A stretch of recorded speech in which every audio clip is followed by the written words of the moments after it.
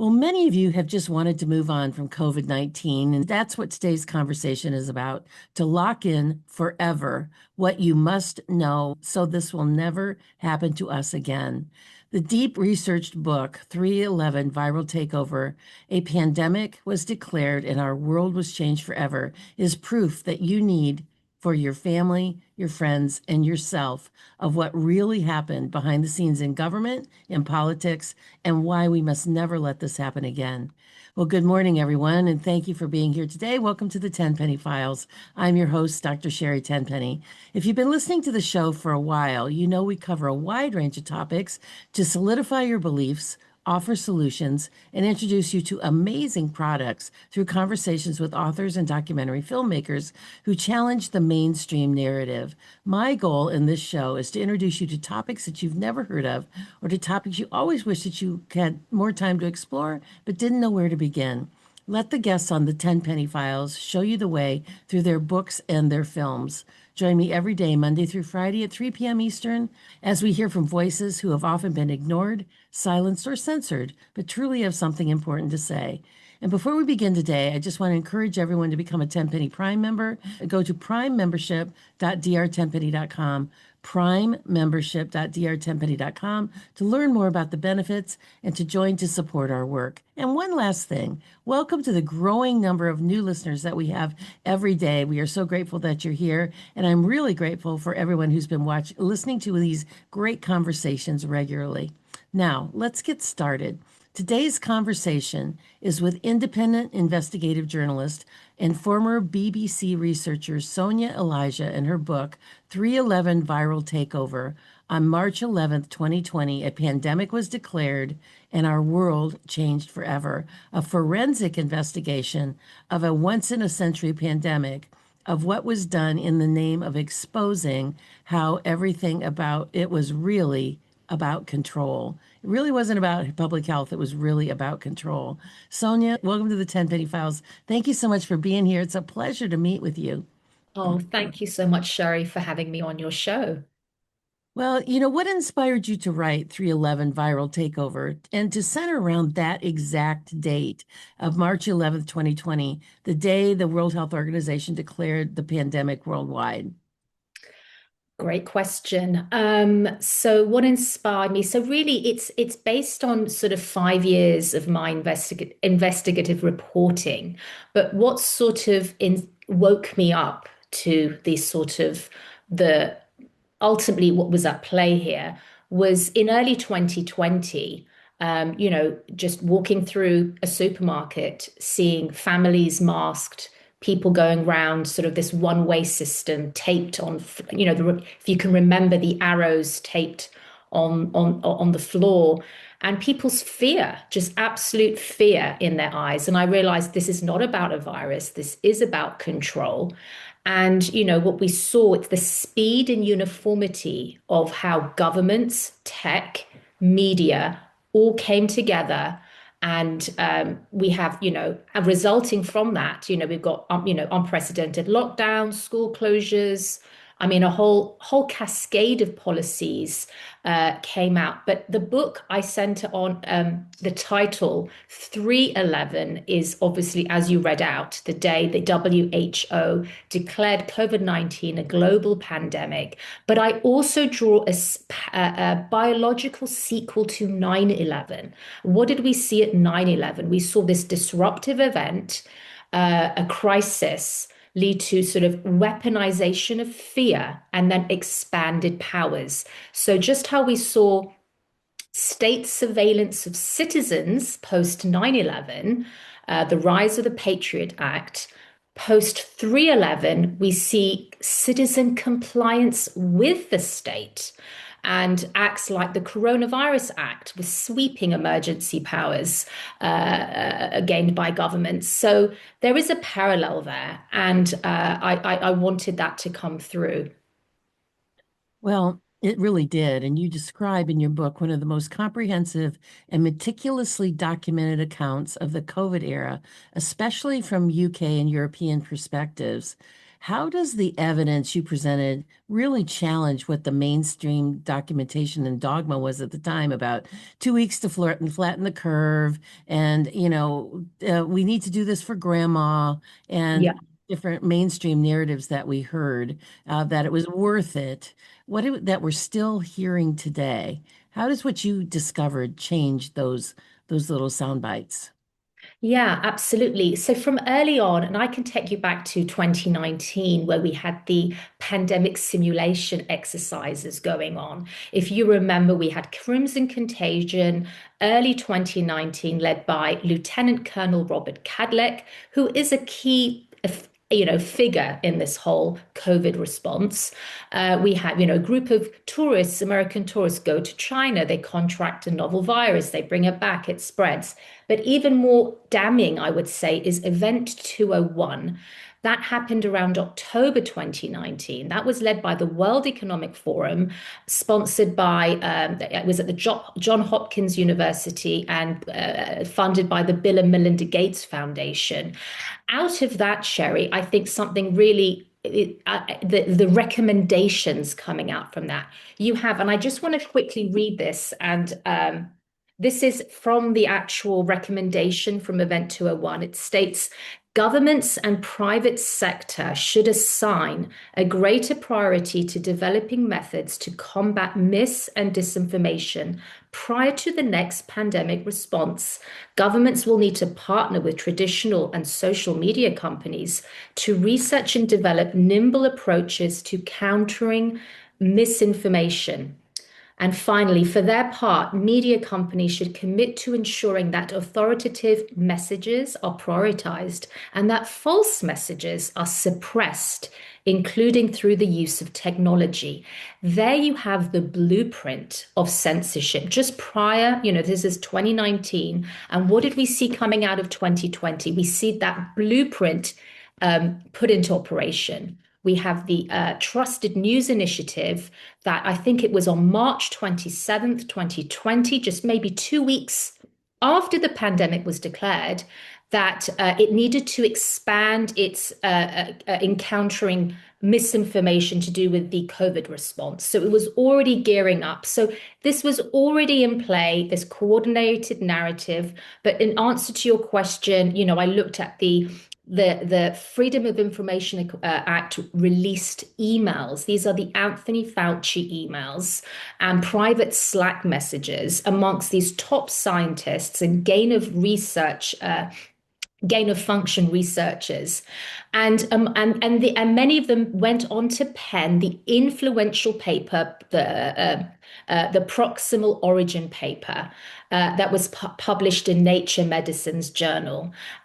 These emails are damning. It showed there was a coordinated. They all came together. Now, privately, they believed that the lab origin leak was highly plausible, but publicly, they completely dismissed it as a conspiracy, a dangerous conspiracy theory. So this is just a prime example of, my research going through all these emails that they obviously didn't want anyone to see, but thankfully they did get released. You see this coordinated narrative take hold from the very beginning, and people were labeled as conspiracy theorists, people like Dr. Jay Bhattacharya, Dr. Sunitra Gupta, Drs. Martin Kulldorff. They went on to found the Great Barrington Declaration against lockdown, saying we don't need to lock down. We need to just, it's about herd immunity, which is a scientific fact, right? They got, blacklisted, smeared. They were labeled as dangerous. So, yeah, it from the very beginning the control of the narrative was paramount. And I was named one of the disinformation dozen, that got labeled here in the US. We were supposedly responsible for up to 63% of all misinformation across all of the internet. And I remember when I heard that, I was like, darn, only 63%. We better get busy. And little did I know that, we were all going to be shut down, censored, all of our social media accounts canceled, all of our banking accounts with PayPal and Venmo and all of those things to be taken away.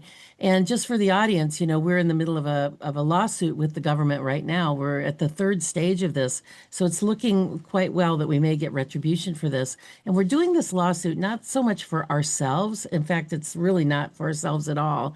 It's really for standing on the freedom of speech, the First Amendment rights of Americans, that the government and big tech and all those things that you just said cannot collude against American citizens for over freedom of speech issues and declare that their freedom of speech is not allowed because they call it misinformation when it really is like, who gets the right to define that? And they assumed that. So I just want to put a little short plug here. We have a GoFundMe to raise for our attorney fees. It doesn't go to me. It doesn't go to any of the people in the lawsuit. It's purely for legal fees because, as you can imagine, fighting the government and big tech is kind of expensive. So we have a GoFundMe. It's GoFundMe.com/deliberate dozen. If people want to contribute to our legal fee, that we're fighting for Americans and the right that this will never happen again. You mentioned that your research was based on more than thousands of FOIA requests. Did you file them all yourself, or how did you do that? No, some were filed, but obviously by myself. But I looked at of course, the Fauci emails encompass that, and I mean that's thousands of emails and documents related to that release. But the Pfizer documents also I looked at, and I started looking at that from late 2021, and also the periodic safety update reports submitted by BioNTech and Pfizer to the European Medicine Agency, that those were disclosed later, released later because of that. And obviously myself, I did write to the MHRA as well. My book does discuss the DNA contamination scandal. I was one of the first journalists to uncover Pfizer's pregnancy and lactation review. This is part of that bundle that was disclosed because of a court order. Remember, the FDA wanted the public to wait till 2096 to release all the files, all the documents that they relied on to greenlight Pfizer's COVID shot. So damning data in that. Damning, I mean, I came across a lot of pediatric deaths following the shot. But with the pregnancy and lactation review, harms to lactating infants, via coming through the breast milk. Remember the lies that we were told with the COVID shot, it was just going to stay in your arm. No, the truth is it went all over your body. We had those biodistribution report actually quite early on. I think the Canadian doctor, Dr. Brian Bridle, released, managed to get that and disseminate the information there. But because of the lipid nanoparticles, they travel all over the body. They go to the ovaries, the spleen, the testes, the brain. But the pediatric death cases that I wrote on, and this was actually for Children's Health Defence Europe, my reporting on that was just extremely, I mean, it was just catastrophic. It was just so difficult to actually write on that. A lot of deaths because of myocarditis, cardiac issues, pulmonary embolisms. These are like young children. Your book of 311 Viral Takeover is not just a postmortem it's not just a rehashing of facts. It's actually an indictment because of all of the actual emails that are in print that you were able to uncover, all of the Pfizer document details that you talk about in your book. One of the first tranches of Pfizer documents that came out was a 38-page paper that the last 8 pages were single space, single lined all across more than 1,200 conditions and side effects that they knew before they released the shot. This is an indictment that is still ongoing. When is it ever going to reach? It's already reaching the court of public opinion, and most people are already like, they're not even producing COVID shots anymore because nobody wants them. And even a couple of years ago, Moderna said, we don't have a production problem. We have a purchasing problem. Nobody in anywhere in the world wants them. So we already have passed the court of public opinion in a lot of ways. Where do we break the dam to get this into the justice system? Yeah, that's a really good question. Yeah. I mean, I think that the good news is I think there is a mass awakening. I think more people are waking up. And obviously the persistent work of independent researchers, courageous doctors like yourself, more and more is coming out, independent journalists writing about it. So, and I think the harms are so unprecedented. It's a cascade of harms. We've got excess deaths in working age populations, right? Never been seen before. And also, my book, I write on the systematic censorship of the science. So, all these scientific articles, meta analysis, peer reviewed studies that were literally rejected outright from journals or withdrawn, retracted. Author, it's the censorship was across the board, not just for members of the public writing on social media. You have the vaccine injured, their Facebook accounts being brought down. You have the BBC involved in that, in flagging the sort of carrot emojis that these groups used to circumvent the censors. So there is just so much. The crimes are just, it's just ever growing, and we're finding more and more out as well. But I mean, I'm hopeful, hopefully, that there will be accountability, but I rely on people waking up. I rely on knowledge and truth getting out there, and that is the antidote to all of this. Your book takes a lot of a deep dive and puts a lot of emphasis on in the beginning of the book, the difference between lab created versus lab leaked, the theories between those. And like you already stated, in their private correspondence, they think, yeah, it's probably created in a lab. But publicly, they fabricated the data. They fabricated the science that said, no, it can only be created from, monkeys in a lab in a market somewhere. Why is this debate so important? Because it just reveal it's sort of like my book, the first two chapters does deal with the origins of the virus. And I thought it was important to start there because I tackled the book in sort of chronological order. There's an appendix also in the front of the book, which is a detailed timeline. And that took me months to compile because I wanted the reader to have context to it. Because I believe there's dates don't lie. It reveals a lot when you go and you can see the anomalies so for example, the genomic virus was uploaded January 10th, 2020, to virological.org. You have 3 days later, which we haven't discussed yet, the PCR test, the PCR protocol being formally approved by the World Health Organization. This is like months before a pandemic was declared, right? January 13th, again, 3 days later, we have Moderna and NIH's the Vaccine Research Center affiliated with the NIH deciding on the genomic sequence for Spikevax for the vaccine. I mean, it's just there's so many, anomalies there.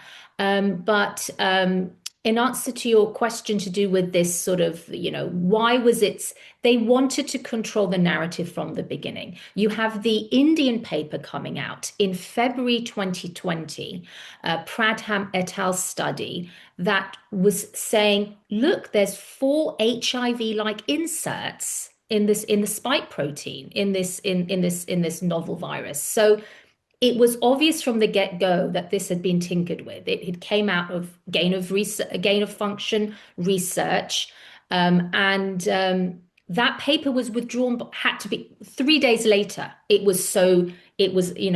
you have the emails talking. You have Fauci and that whole group of scientists, these influential scientists saying, this is an outlandish paper, or what are we going to do with these conspiracies of it coming from a lab? So it was very, very apparent. And you have Francis Collins saying, what are we going to do? We thought, this the proximal origin paper should be settling this. But we've got these conspiracy theories still coming. What are we going to do? And he's emailing Fauci about this. So there's really damning evidence that they were just protecting themselves, right? Major conflicts of interest. 26 out of the 27 scientists that wrote the joint statement that was published in the Lancet in early 2020. We know that was coordinated by Peter Daszak, who was leading EcoHealth Alliance at the time, and Sir Jeremy Farrar, who was leading the Wellcome Trust. 26 out of the 27 had deep ties to the Wuhan Institute of Virology and its funders. Yeah, it's there the depth of the deception is like over the top. You mentioned in passing just about the PCR testing, and we found out, about the cycling speed and the cycle rate, because there was a lab here in America, just outside of Atlanta, that 100% of the samples that were sent were tested positive. And people that are in science and research said, wait a minute, that's statistically impossible. You can't have, 100,000 samples sent and have 100% test positive. What is causing that? Well, first of all, it's because, excuse me, PCR testing was never meant to be used clinically. And second of all, because of the cycle threshold that they had set, over 30, which means everything would have been tested positive. Now, the people that approved this, I mean, they're smart people, and they've been doing research and laboratory studies and probably using PCR testing in the lab for various things for many, many years. Why did why did they allow these protocols to become so misused? That's a really good question, and I do want to talk about this. This is the PCR protocol, which is the German virologist, Professor Christian Drosten. So he essentially, so we obviously, and you noted Dr. Kary Mullis, who actually is the inventor of the PCR technique, said himself in an interview in the 90s, it doesn't tell you that you're sick. It should never be used to diagnose an infectious disease. But again, this was the test used. January 13th, 3 days later, Christian Drosten's PCR protocol is adopted by the World Health Organization.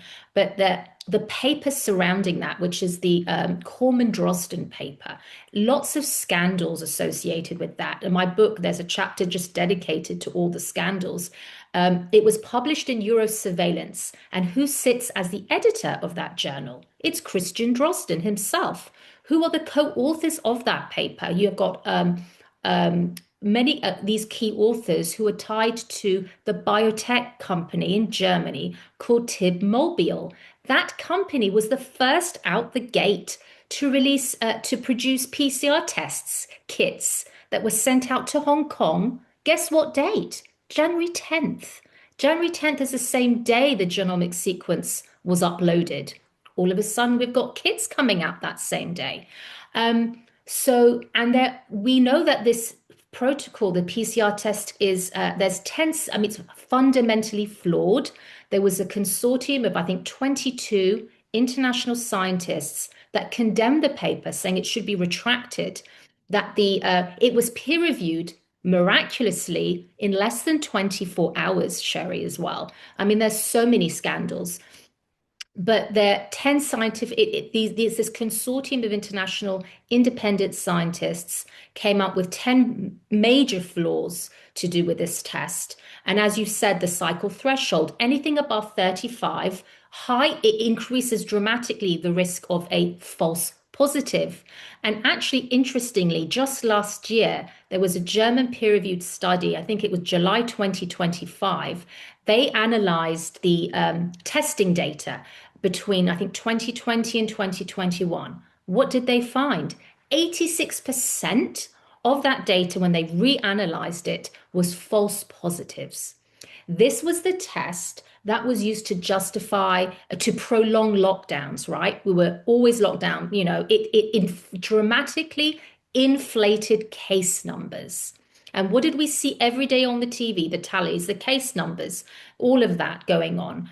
And then just actually, I would like to talk a little bit about Report 9. Report 9 is Imperial College's London's paper led by Professor Neil Ferguson. Right. Now, this university has strong major funding from the Gates Foundation. And Neil Ferguson is associated with Gavi, the Vaccine Alliance. His paper, Report 9, said that if countries don't lock down, there will be catastrophic deaths.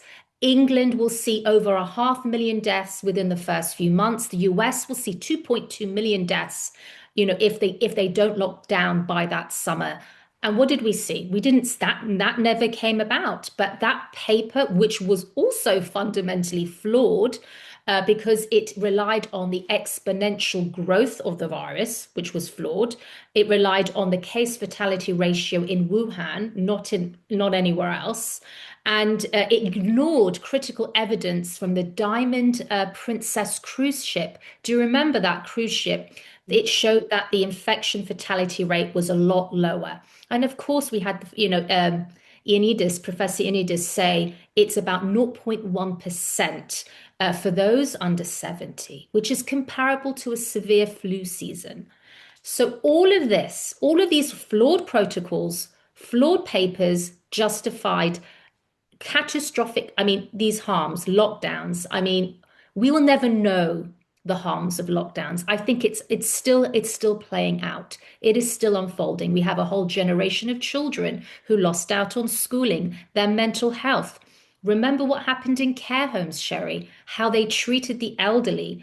A lot of the excess deaths we saw was because of these just in case protocols. They were quietly dispatched by midazolam and morphine, right? It was just horrific crimes. So, this book, I just want people to read it because it is a live indictment and we're still living it. We're still living through it, all the harms. Yeah, you're absolutely right. When I wrote my book, Zero Accountability in a Failed System, when I wrote this section on the COVID, I did over 600 interviews in 18 months. And I said, about 5 years out from when people get their last shot, they're going to see a big wave of deaths, which is where we are now. And we're still seeing the deaths climb, even though the infection process is gone. And about 10 years out, we're going to start seeing massive autoimmune disease that none of the current medications are useful for. And I learned that from two immunologists early on. Yeah. So we're going to continue to see this for years to come. So I think with that, this is a good place for us to take a short break. Hold that thought right there for just a second, Sonia. We're going to hear from our sponsors of AmericaOutloud.news. America Out Loud Talk Radio plays the Tenpenny Files on the iHeartRadio network every day, Monday through Friday at 3 p.m. Eastern. You can also listen anywhere in the world by going to AmericaOutloud.news and listening through their media player. If you've missed some of these great conversations, you can find the Tenpenny Files on your accounts at Spotify, Pandora, Apple, iTunes, TuneIn, iHeart Virtual Studios, and on all of my platforms at drtenpenny.com, drtenpenny.substack.com, and our social media accounts on Instagram, X, Rumble, and now we have a YouTube channel. We'll see how long the powers that be let us keep that up there. We've got a great message coming from our sponsors. Please listen closely and please support them if it's in your wheelhouse. We will be right back with more to talk about 3/11 viral takeover. March 11th, 2020, a pandemic was declared and our world changed forever with Sonia Elijah. We will be right back. Zeolite is a detox spray. We work specifically with a company called Touchstone Essentials. They are an incredible company. We've been working with them now for several years. And zeolite is a mineral that goes through your body like a one-way basket. It will clean out heavy metals such as arsenic and mercury, aluminum, cadmium, and it hooks onto those metals from a one-way perspective. So once it's bound, it goes out through your urine or your stools and doesn't get redeposited in other places. Everybody needs to have a detox product in their life. And this one is so easy to use and it's so safe. You can take it when you're pregnant. You can take it when you're nursing. You can give it to little children. You can even give it to infants. And quite frankly, I give it to my dog. I actually put a little bit of the zeolite in his water because until we all stop living in a toxic world, we all need to get some of those extra toxicities out, the heavy metals, the persistent organic pollutants, the things that are floating through the air, the different things that we come in touch with in our environment. And we are a big fan of zeolite from Touchstone Essentials. We've been a big fan of their products for several years. Go to drtenpenny.com/detox to get your first bottle of zeolite spray for $50 off. Well, only when the government bows to the people will America become great again. This is Malcolm Out Loud here. Join me in pushing back against censorship, my fellow Americans. Right at the top of AmericaOutloud.news are the words, many voices, one freedom, united in the First Amendment. Now is our time, my fellow Americans. AmericaOutloud.news, liberty and justice for all. Well, welcome back, everyone, to the Tenpenny Files. Today's conversation is with Sonia Elijah about her book, 311 Viral Takeover. On March 11th, 2020, a pandemic was declared and our world changed forever. A forensic investigation of a once-in-a-century pandemic and what it has done in the name of control. Sonia, thank you so much for being with us here today. And I'm so appreciative for all the work you've done. Your book is an incredible indictment. I want to really talk for just a minute about a section in your book that was of great interest to me of what you found and I read closely was the section on the myth of asymptomatic spread and how we decided that that was a problem when it was totally made up. And how they said, yeah, we think that maybe people could spread it and they're not have any signs of symptoms.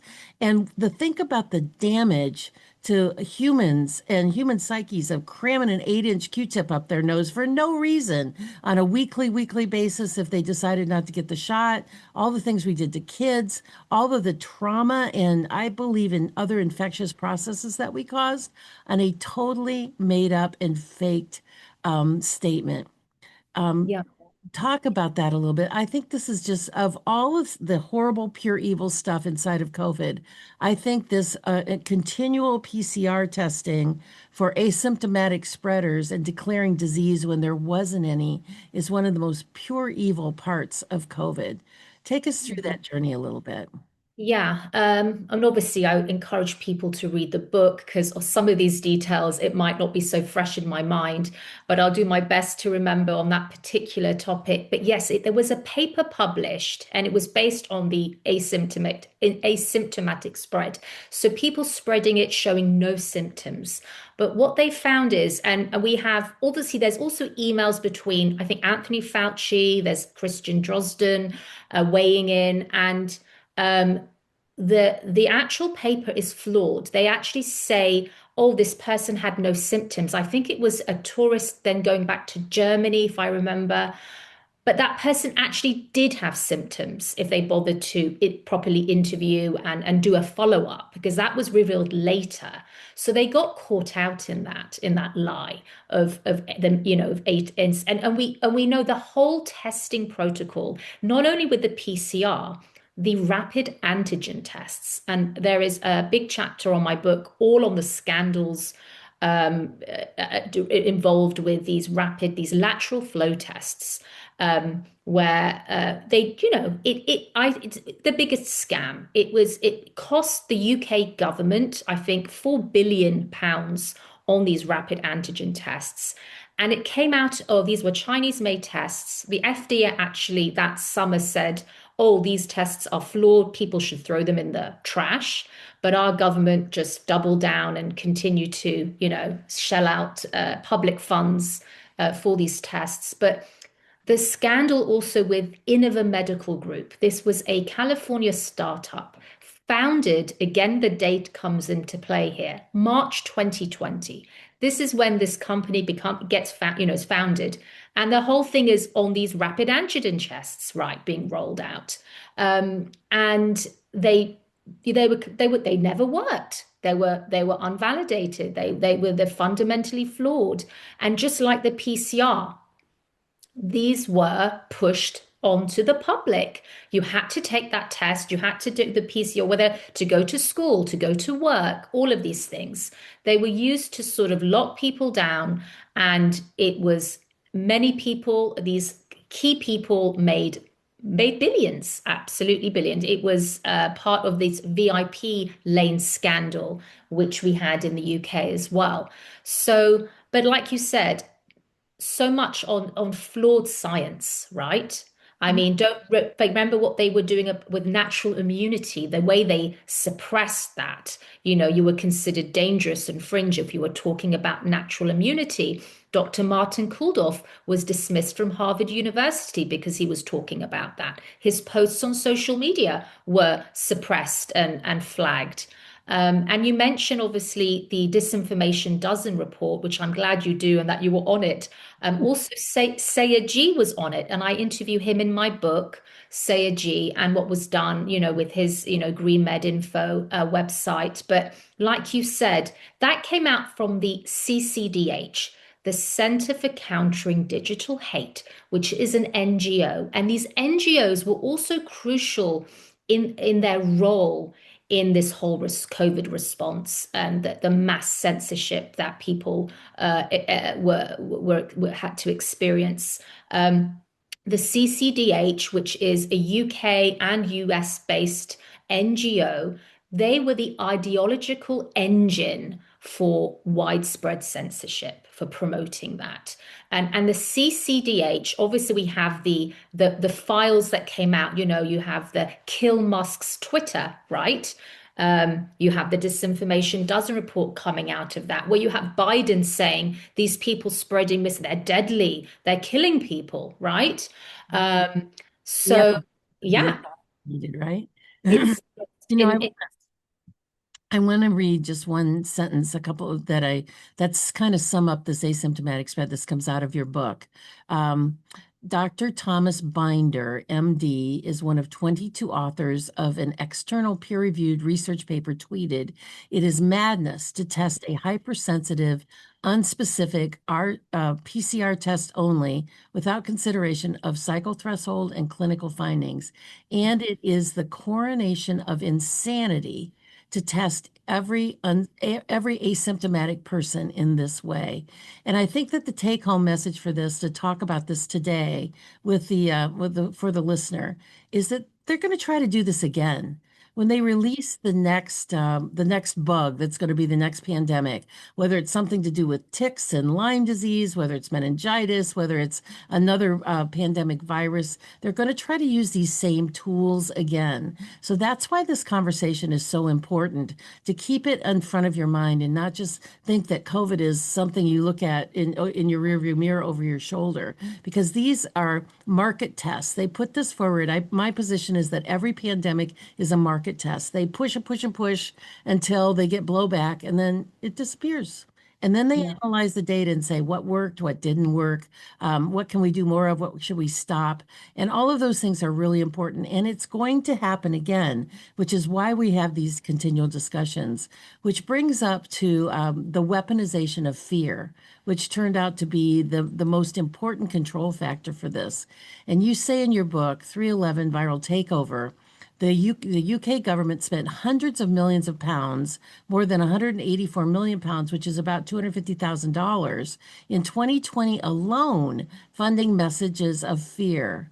What do you think they learned from this, and what should we learn from this so that we don't succumb to this again? Yeah, great question. So, yes, the weaponization of fear, which was a critical tool, it was a psychological operation, Sherri, a military strategy essentially against the public, right? So, you have hundreds of millions being spent on propaganda, right? Weaponizing fear. If you go out, grandma will die. We've got to stay home, protect the NHS. all of that. But people were so afraid they died in their homes, not because of COVID, but because of like undiagnosed cancers, dying of heart attacks, all of the other illnesses, and not having access to proper medical health care, right? So it was egregious what they did because they used fear to get people to comply. This has been one mass compliance test, right? COVID, post 3/11, what we saw. It was how far they could push the public. How can you, what can we, you've got the vaccine passports as well, which was the proof of concept for this kind of digital IDs, which we're now seeing pushed now. But going back to fear, it was a critical tool. It arrested people's critical thinking skills.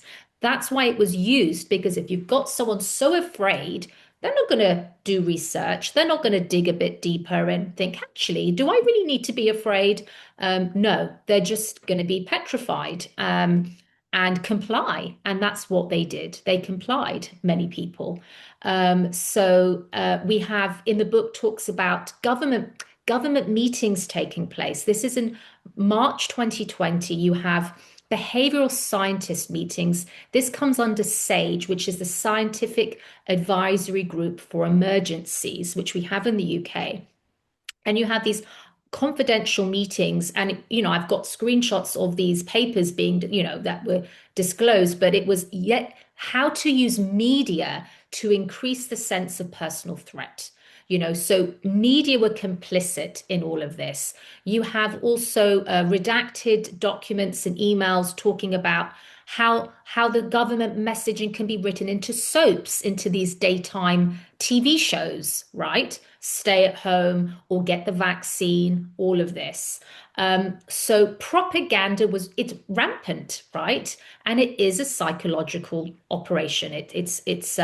And I mean, my book even talks about NATO's involvement in the countering vaccine disinformation. This is my own Freedom of Information Act request sent to the UK government, and they confirmed NATO's involvement. So it goes to the highest level, right, of coordination.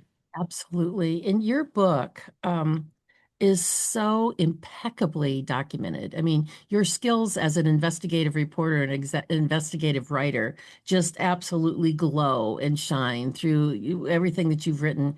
And it's an easy read, meaning that it's not so technical that people can't dig through it, but you've made it simple for people.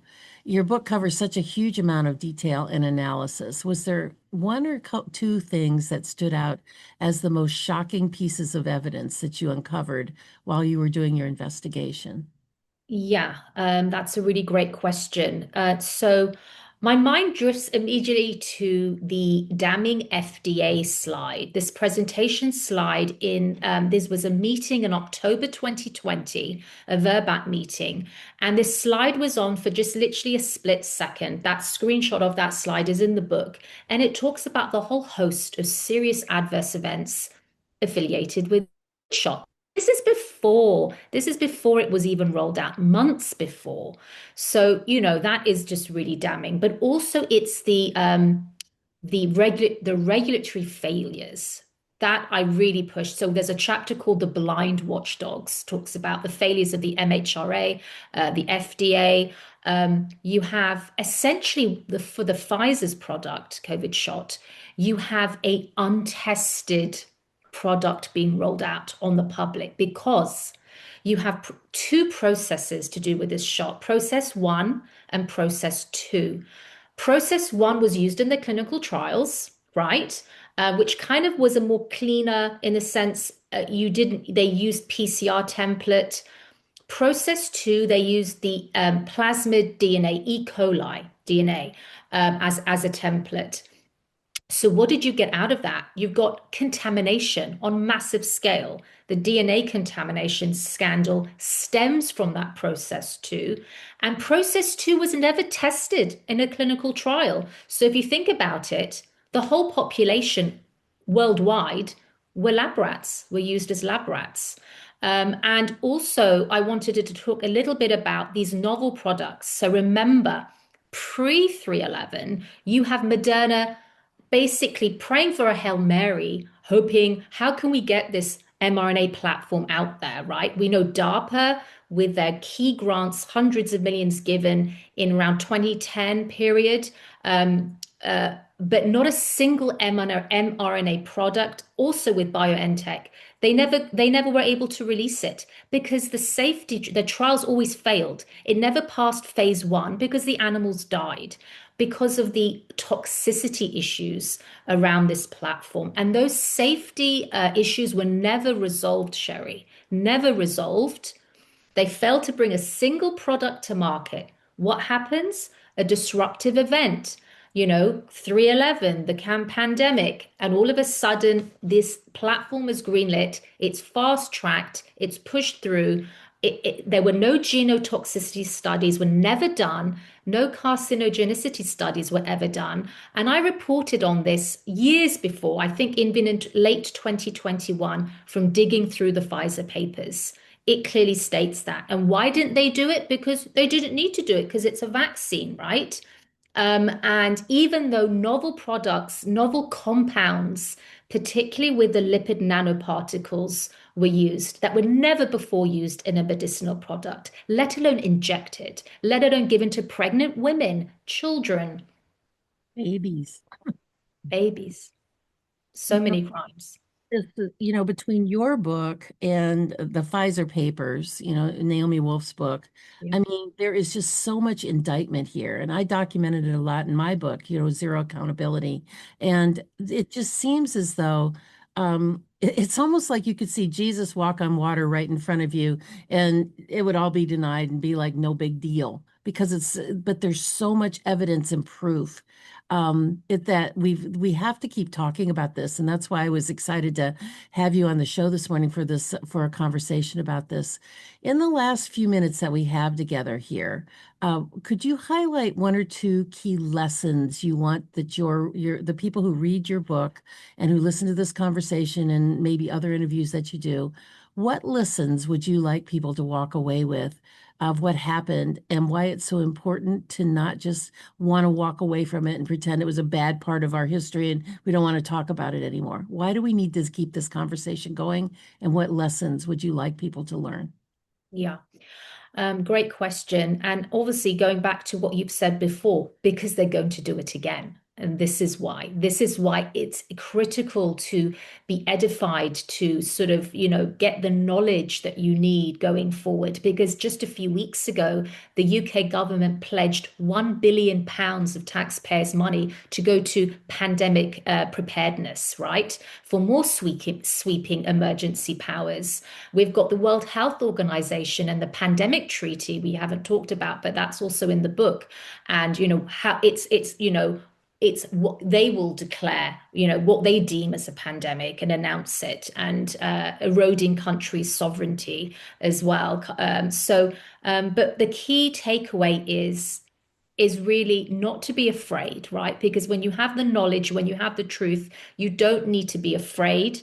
It gives you that it's sort of confidence of like, you know what? If I don't need to lock down, I don't need to stay, I don't need to be petrified by this. I can carry on with my day, with my life. And also to not believe what the legacy media tells you, right? Because we know in lockstep, the BBC, the New York Times, this is all via the Trusted News Initiative. It was all very coordinated, all their stories. For example, we haven't spoken yet about the suppression of early COVID treatment. We know how the media treated ivermectin, hydroxychloroquine, and that a lot of these studies proving all these are dangerous were faked studies, like the Lancet study. This is to do with the Surgisphere scandal, and that study that showed all people were dying from heart attacks because of hydroxychloroquine. That wasn't true. They even had to retract that study. But what did we see? BBC play out the same day. Oh, Trump's drug kills people, like New York Times jumping on that bandwagon. It was all very coordinated. The suppression of COVID, early COVID treatment. So it's to arm people with knowledge. Sorry to go on a little bit, but it really is to, knowledge and truth, I believe, is the antidote to this. And that's what I want people to have. Well, and by picking up your book and reading it and reading through it, and I mean, even people could even just read down the table of contents and go to the section that they have of most interest. I mean, like we already talked about, one of the sections in your book that I found the most interesting because I wanted more personal information about it was about the asymptomatic spreaders. And so I just went down to that part. I read through the whole book, but that part I really concentrated on. So that's another really good thing about your book is it's not like it's a novel that you have to start with, the first sentence and read it right straight through. You Yeah. can go to the various portions and understand it more. Yes, you want to read the whole thing, but you can focus on the areas that are of most interest, which brings it to court cases of how they can be used in the court of law. Well, Yeah. Sonia, you and I have so much in common about the things you've written about and the things I've written about. We could have talked on for another couple of hours here today, but unfortunately, our time is coming short. And I want to mention one more time, we've been speaking with Sonia Elijah about her book, 311 Viral Takeover. On March 11th, 2020, a pandemic was declared and our world changed forever. And it did. And we can't stop talking about this. We can't put it in the rearview mirror because, as she and I have both said, they're going to do this again. They're just gearing up. They're going to wait just a long enough period of time to where people's defenses go down so they can ramp up the fear schedule again. And they do it periodically with all this stuff that's come out about meningitis in the UK and about the ticks sort of things and Rocky Mountain spotted fever. And it's like whenever there is a medical issue, it gets eyeballs and clicks because we've been conditioned about the fear. And it's not about health. It's not about public health. It's about control. So Yep. thank you so much, Sonia. Thank you for being here with me today and talking about this because it's super, super critical and important. And your book is so well documented. It's a type of book everybody should buy and have on their bookshelf for future reference, not only about COVID, but about when the next round comes, you can pull it off and say, oh, been there, done that. And I've said it many times over the years, you know, fool me once, shame on me. Fool me twice, don't let it happen. It ain't gonna happen. And with your book, 311 Viral Takeover on everybody's shelf, it will make a huge difference.